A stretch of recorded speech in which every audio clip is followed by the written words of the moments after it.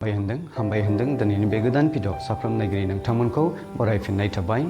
आं दिनैनि बे गुसुं भिडिअनि गेजेरजों साफ्रोम नायगिरि नोंथांमोननो लागै मोनसे इनकारेज थुलुंगानाय बाथ्रा लाबोनो थाखाय इच्छा खालामदों।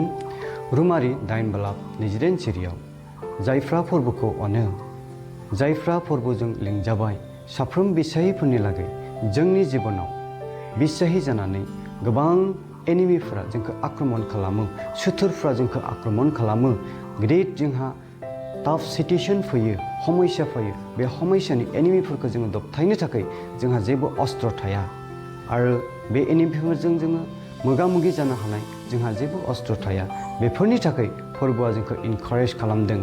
रुमारि 8/29 सिरियाव फोरबोखौ अनग्रा, फोरबोजों लिंजानाय बिसाहिफ्रा जे एनिमिनिफ्राय थख' जानो हागोन।